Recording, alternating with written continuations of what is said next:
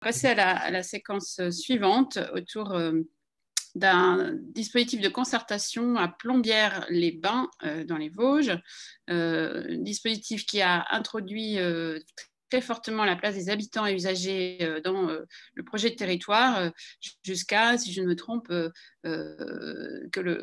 jusqu'à ce que le collectif qui avait porté cette initiative il y a quelques années se retrouve à la tête de la ville à l'occasion des élections municipales de l'année dernière, et donc un collectif d'habitants qui est devenu un gouvernement local. Donc on est un peu dans on va dire le dispositif institutionnalisant de l'intervention ou de l'initiative citoyenne. Et on va voir qu'est-ce qui finalement a porté ce projet et comment il est né et il a été valorisé jusqu'à aujourd'hui. Je crois qu'il n'y a pas de présentation PowerPoint, donc je laisse la parole à Lydie Barbeau, la maire de Plombières-les-Bains, et Guy Mansuy, son premier adjoint à la qualité de vie. Bonjour à tous. Donc oui, je suis Lydie Barbeau, je suis maire de Plombières-les-Bains. Alors, je ne me sens pas vraiment chef de gouvernement, je vous avoue, mais plutôt pilote dans l'avion, on va dire ça comme ça. Pilote d'une belle équipe, oui, qui a accédé à la municipalité de Plombières il y a un an, en mai de l'année dernière. Donc, je vais vous contextualiser la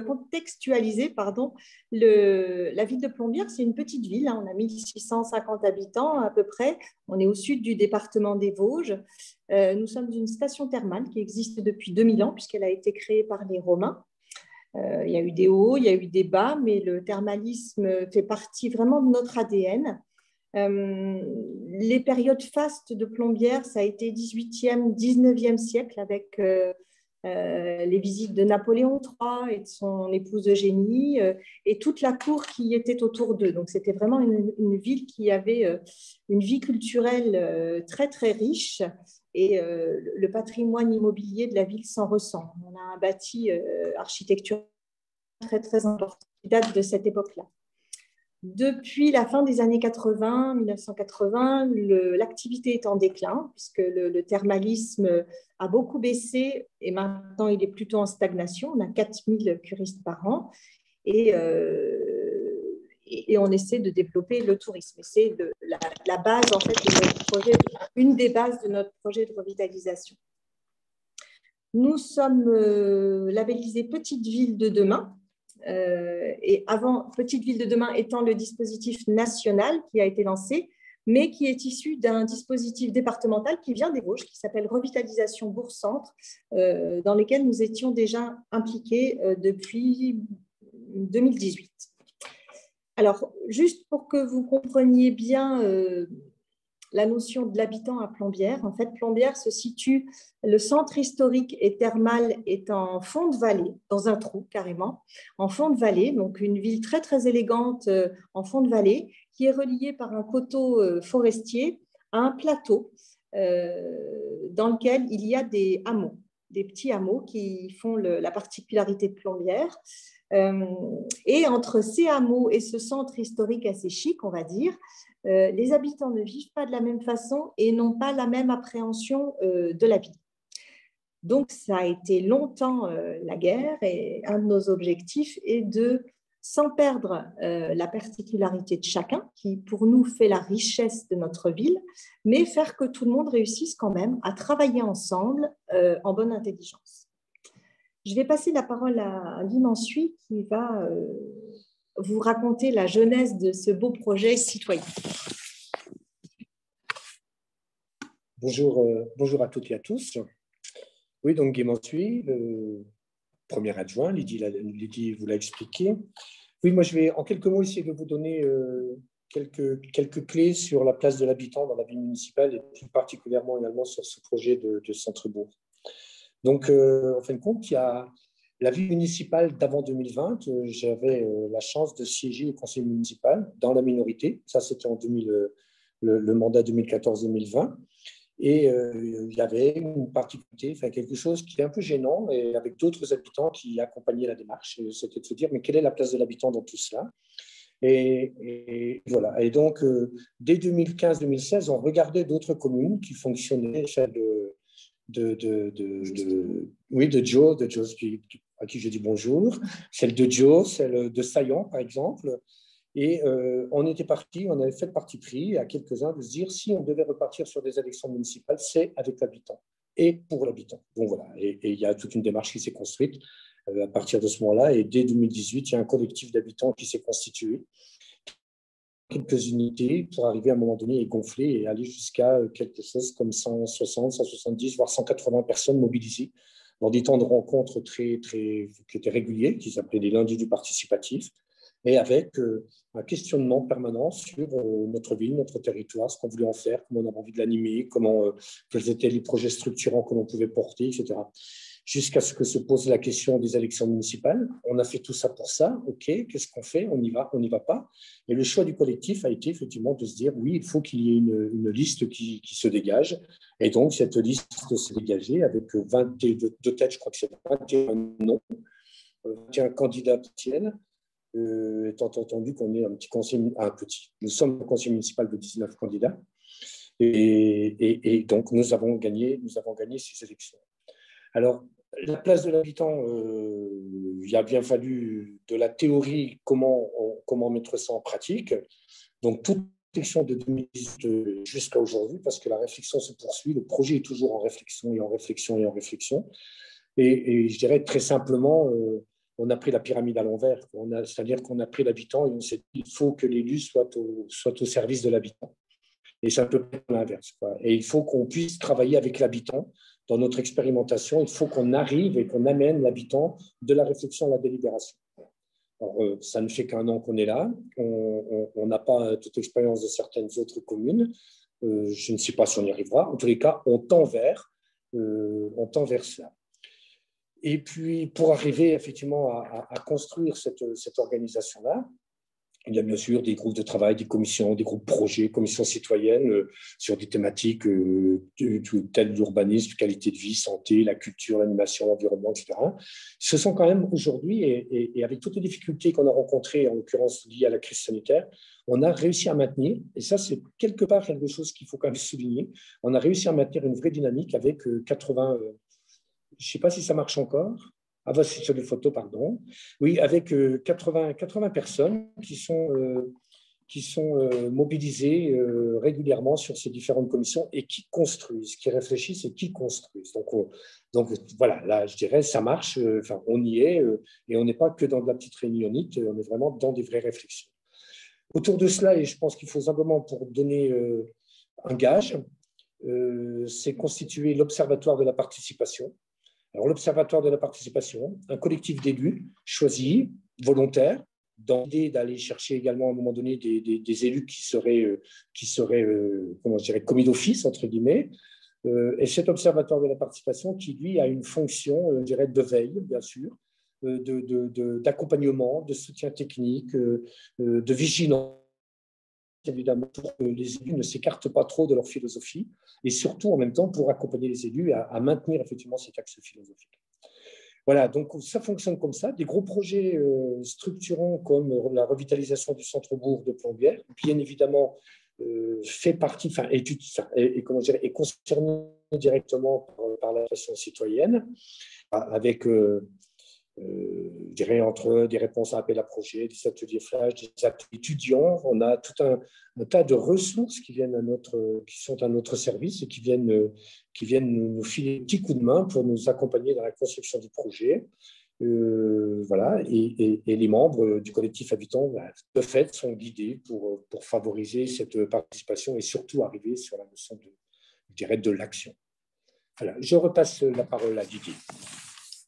Oui, donc juste pour compléter les propos qui viennent de vous être donnés, aujourd'hui, on est arrivé en fin de travaux, c'est-à-dire que le projet de revitalisation de la ville, il existe, il vient d'être présenté aux différents partenaires, il a été plébiscité, je dois l'avouer, et une chose dont on est assez fier, c'est que ce projet, il est parti du travail d'un cabinet d'études, mais qu'il a été alimenté par toute la réflexion des habitants. On nous avait proposé à un moment de repasser par un autre cabinet d'études pour compléter ce travail. On a refusé. On avait beaucoup de matière déjà qu'on avait collectée pendant la campagne électorale et on se sentait prêt avec des méthodes d'intelligence collective et d'animation de réunions participatives. On se sentait prêt à mener le travail pour le finaliser et que ce projet corresponde vraiment aux souhaits des habitants. Donc, c'est fini. Voilà, maintenant, on n'a qu'à présenter aux habitants et on a envie de le faire de manière assez originale, assez dynamique. Donc, on va s'atteler tout l'été à préparer ça parce que c'est un rendez-vous qu'on ne veut vraiment pas rater avec les habitants de la ville. Leur faire un retour, leur rendre tout ce qu'ils ont donné dans ce projet-là. Donc, notre projet il se décline autour de 4 enjeux importants pour notre commune. La mise en valeur de l'architecture et du cadre de vie, faire revivre la culture dans un paysage exceptionnel et un environnement préservé, renforcer notre économie locale et la préparer aux enjeux de demain, et faire de Plombières un carrefour de toutes les mobilités. Voilà les 4 enjeux forts de notre projet de revitalisation. Voilà, on va s'arrêter là de notre côté. Alors, par contre, on est prêt à répondre à toutes les questions que vous avez à nous poser. Merci. Donc, la première question, je reprends votre liste précisément d'actions, la mise en valeur de l'architecture du cadre de vie. Alors, l'architecture, évidemment, on pense au patrimoine thermal, mais aussi, je pense, plus largement. Comment vous le faites? Vous le faites avec le CAUE là? Est-ce que là, vous avez des appuis, des gens qui vous aident à justement le mettre en valeur, les ABF et autres? Est-ce qu'il y a… est-ce que vous avez mis une équipe là en place, en plus de l'équipe municipale, bien sûr? Oui. Alors, on a été obligé, parce qu'on a des bonnes volontés et de tout un tas de compétences, mais c'est limité à un moment. Rapidement, quand on est arrivé en mairie, on s'est rapproché de la préfecture parce qu'à Plombières, le patrimoine est vieillissant et très dégradé pour certains bâtiments. Et voilà, il fallait faire rapidement quelque chose pour sécuriser les bâtiments, rien que pour ça. Avant de les revaloriser, il y avait une notion de sécurisation. Donc, on a listé très rapidement avec notre chef de projet tous les bâtiments qui pouvaient être concernés. On s'est rendu en préfecture et en préfecture, il y avait tous les services de l'État qui étaient là. Donc, on a eu la chance de pouvoir prendre les bâtiments un par un et très rapidement de dire, voilà, celui-là, on fait une procédure de péril. Celui-là, c'est une procédure de bien en état manifeste d'abandon. Celui-ci, on va travailler avec le bailleur social du département et l'EPF Grand Est et on va faire quelque chose. Voilà, il y a eu une hyper réactivité de la préfecture et heureusement, et on a pu tout de suite enclencher un travail sur le bâti. Donc voilà, aujourd'hui, on a, pour une petite ville comme la nôtre, parce que dans l'hypercentre, en fait, le centre historique, il n'y a que 700 habitants. Et pour ces 700 habitants, on doit avoir 6 procédures de péril et 2 procédures de biens en état d'abandon. C'est quand même… voilà, on est un peu devenus des spécialistes de ces procédures-là. Donc, voilà. Et donc, le CAUE et ces gens-là, ils vous aident justement pour faire prendre conscience à la population de l'importance du patrimoine, de ces choses-là, de ces dynamiques indépendamment. Alors, la population, elle en a conscience parce que nous sommes dans SPR, un site patrimonial remarquable depuis très longtemps. Donc, les habitants savent que dès qu'ils veulent rénover leur bâti, faire des travaux, ils sont soumis à des règles bien particulières. D'ailleurs, l'objectif est de faire évoluer le règlement de ce site patrimonial remarquable puisqu'il date de plus de 30 ans et qu'il n'est plus adapté aux usages actuels de la ville. Donc, on a besoin de faire évoluer les choses. Alors, c'est quelque chose d'assez lourd à mettre en œuvre, donc on est tout au début de la démarche. Donc, les habitants ont l'habitude et en fait, les investisseurs potentiels de la ville sont très rapidement mis au parfum parce que tous les agents immobiliers qui travaillent sur Plombières sont alertés sur le surcoût que peuvent avoir n'importe quels travaux qui doit être fait dans Plombières. Et le CAUE nous a rejoints aussi sur les quelques projets qu'on avait autour du petit patrimoine bâti, la conservation des espaces de respiration dans la ville, des lavoirs, des croix qu'on peut avoir dans les écarts, des choses qui font la particularité de notre territoire rural. Le CAUE est venu nous proposer ces services et on travaille en ce moment avec eux. Passer de l'architecture à la culture, hein, parce que c'est le deuxième point de votre… C'est assez naturel, ça se passe bien. Le projet, là, Oui. Les gens adhèrent, j'allais dire, ça a l'air évident, tel que vous le racontez, non? Alors, la commission culture est une des… Il y a des médiateurs, oui. Vous inventez des formes justement pour faire réveiller ou faire prendre conscience. Vous avez mis en place quelque chose de particulier? Alors, il y a une commission citoyenne qui est consacrée entièrement à la culture. C'est une des commissions qui rassemble le plus grand nombre d'habitants. Et là, vraiment, il y a en quelques mois, il y a une richesse de projets qui sont nés dans tous les sens. Il y a toute une équipe de bénévoles qui s'est formée autour d'un projet qui est la colonne vertébrale en fait, de notre projet culturel pour la ville, qui est la réouverture du musée. Nous avons à Plombières la chance d'avoir un musée de France qui est fermé depuis 10 ans parce qu'il n'était pas du tout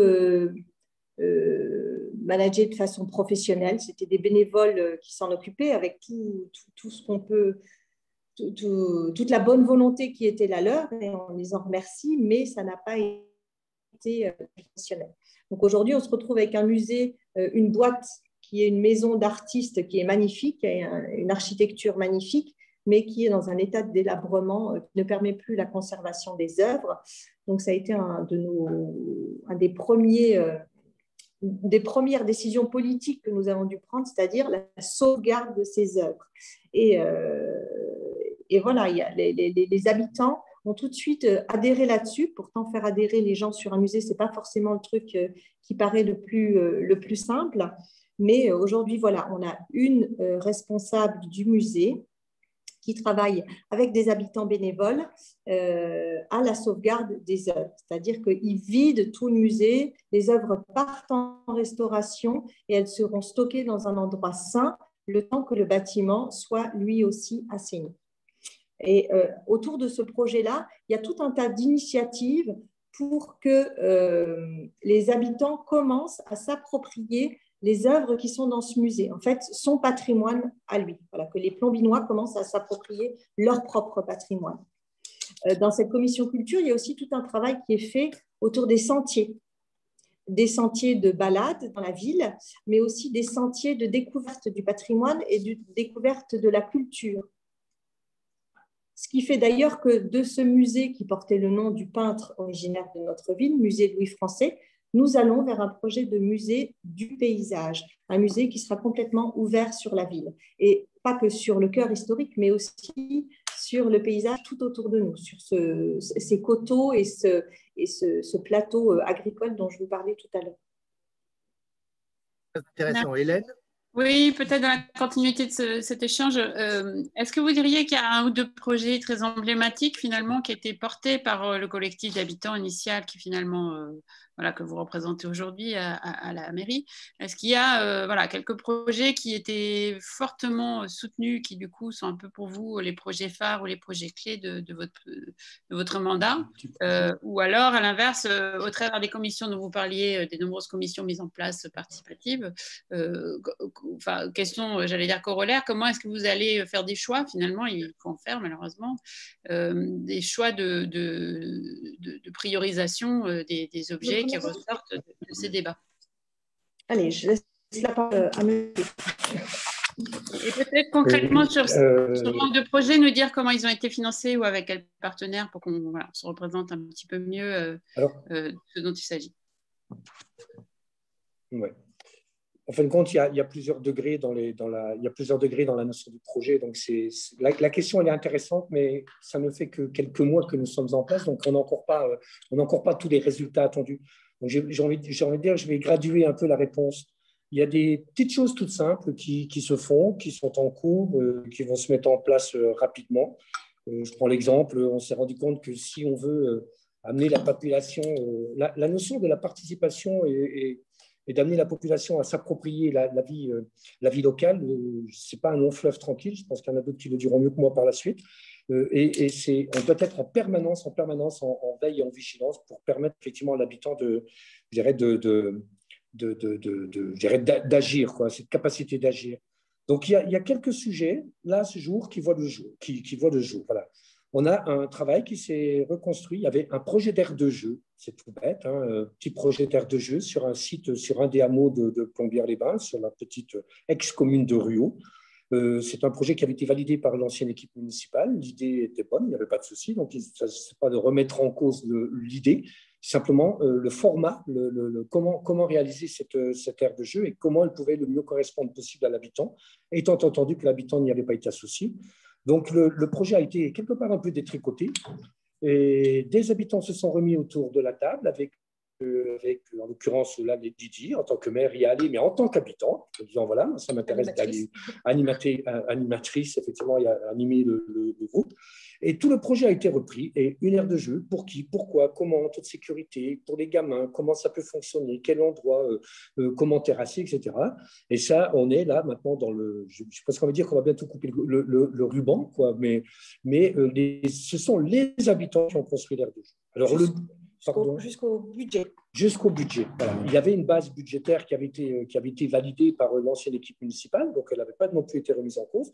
En même temps, c'était comment utiliser au mieux cette base financière, enfin ces moyens financiers, pour que le projet réponde au mieux aux besoins de l'habitant.